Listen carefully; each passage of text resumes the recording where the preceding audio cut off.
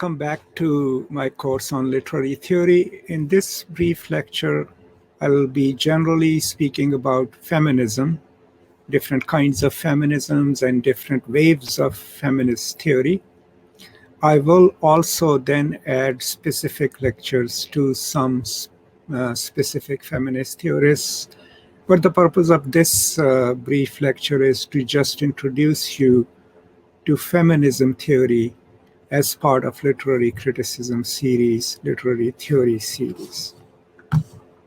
So, first of all, if we go with a general definition of feminism, just a dictionary definition, right? This comes from Merriam-Webster. It says the theory of the political, economical, and social equality of the sexes, or an organized activity on behalf of women's rights and interests. So any activity or anything that focuses on these two issues, but most prominently on the issues of women's rights, their place in the world, their equality in terms of sex and gender, in one way or the other, could be considered feminism, right? Now, if we went to a slightly broader definition, and I have just basically taken this from Wikipedia, and the reason I do that is because it's easily accessible to everyone, and you can actually go and compare it with this lecture. And this I find really interesting because it's defined as a range of social movements, political movements, and ideologies that aim to define, establish, and achieve the political, economic, personal, and social equality of the sexes. So I think it's a very comprehensive definition because it includes social movements, political movements, and ideologies that could mobilize these movements. And all of these aim to establish either economic, personal, social, or political rights of equality for women. And I think that's why this is kind of a very comprehensive definition. Now, in terms of different schools of feminism, in terms of concepts, right? And these are just general definitions. You could call, there are some feminisms that are deeply radical, and these are the ones that don't just want to change the sex hierarchy. They actually want to absolutely abolish the patriarchy and politically tend to be more activist and more radical in their approach. Then socialistic feminisms are mostly feminisms informed by Marxism or theories of socialism that focus increasingly on issues of economic equality and distribution of wealth, global or national. Cultural feminism mostly relies on the rights and representation of women in the realm of culture. And then ecofeminism, which is the latest branch, which combines environmental activism with the role of women in traditional societies, in rural societies, and lends a certain degree of social egalitarianism to the feminist movement. Now, do keep in mind that whenever we are studying feminism, there is a lot of intersectionality between these movements. So it's not like they stand alone. They borrow from each other, and sometimes one moves into another. The ecofeminists can also be socialists, right? They can also be culturalists. So all of these concepts, they don't have hard boundaries. The next is what you will always hear, first wave feminism, second wave feminism, third wave feminism, and people also find these perplexing and daunting to understand what do they mean. So, I mean, the first wave feminism traditionally in the West is placed in the late 19th, early 18th century, right? And think of it this way, when it starts in Britain, and the work that's most prominent is by Mary Wollstonecraft, right? A vindication of rights of women, right? Now, the rights of women at that time in English society are that they cannot own property if they are married, and they are kind of vessels of their husbands. They have no property rights, and obviously they have no right to participate in the public affair, and they don't get any worthwhile education. So the first wave feminism, the British as well as America as it develops, is mostly about right to equal citizenship, right to cast a vote. That's why they were also called the suffrage movements or the suffragettes, right? So the fight is giving women the rights to enter the public sphere and be active citizens. It was deeply political, and it also focused on education for women. So many scholars that I know usually return to first wave feminism to re-articulate that feminism must retake its public function and must retake the fight of the public sphere, because that's where still so many of inequalities exist. Right. Now, going to the second wave feminism, it emerged in America in 1960s and stayed till 80s, and this was on issues of equality and discrimination. And what it emphasized was that the personal is political. That was their slogan. And what that meant was that what women do in the private sphere should be equally valued, right? And that whatever, how women are treated within a culture, uh, how their personal lives are shaped, child rearing, taking care of families, it should be valuable. And the power structures, the de facto power structures that exist in the domestic sphere should be dismantled, right? Uh, Second wave feminism is also the one that talks about entering, how women are traditionally posited and seen in American culture and elsewhere, and how they should be equally respected in the domestic sphere and their work should be respected.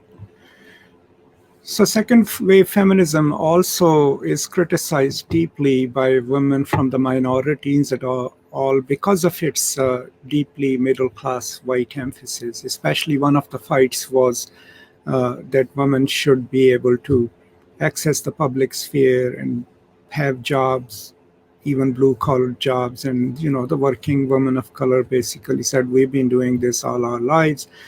So it gets challenged. It also gets challenged for like essentializing womanhood itself.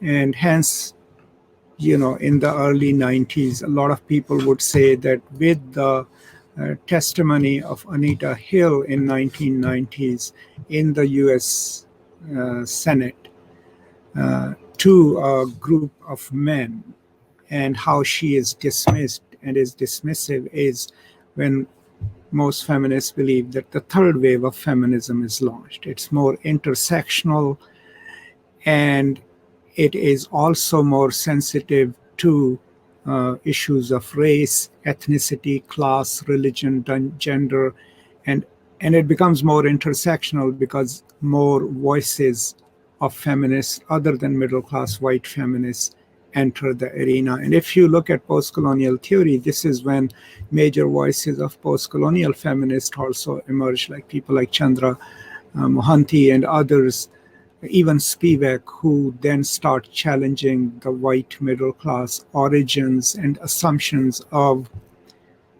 feminist movement. And also African Americanist feminists enter the debate.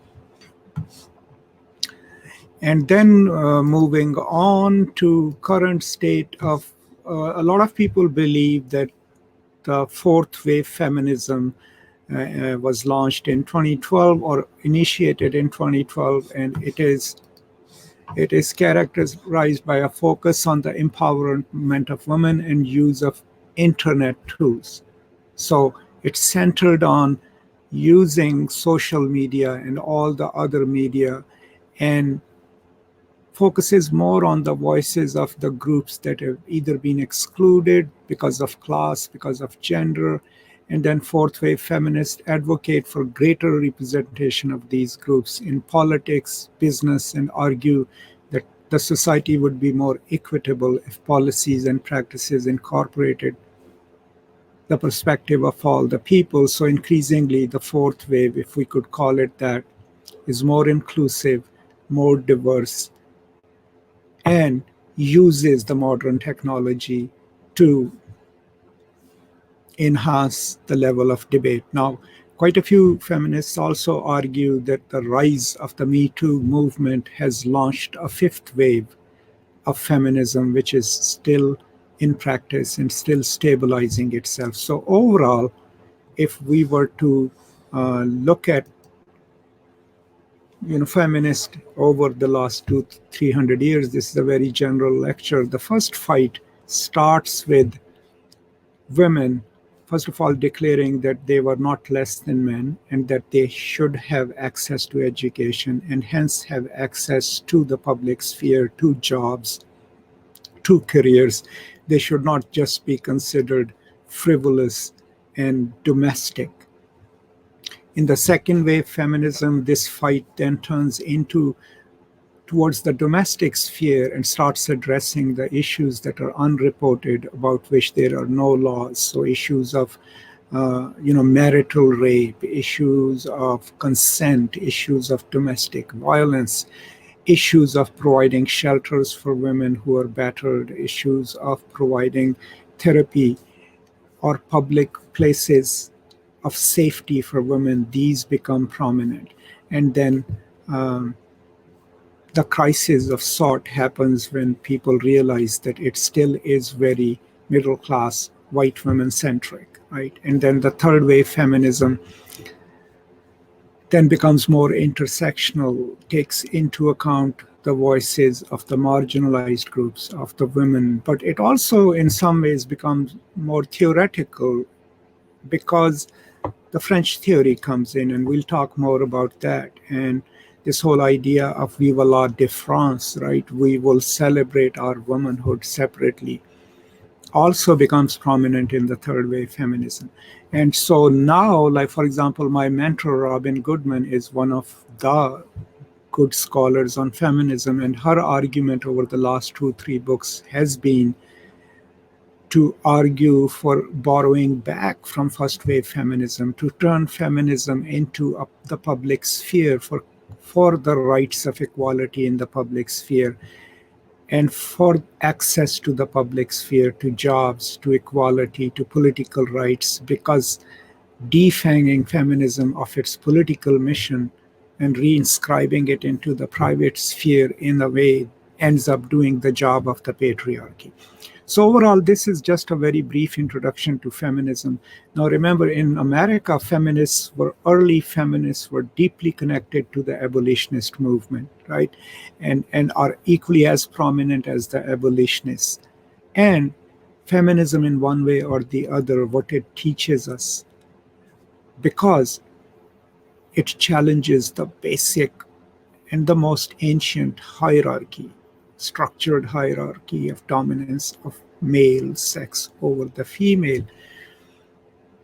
Because of that, it's crucial to understanding the world in which we live in. Now, also fourth wave feminism and beyond, we are also into the issues of gay and lesbian rights, which had come in the third wave.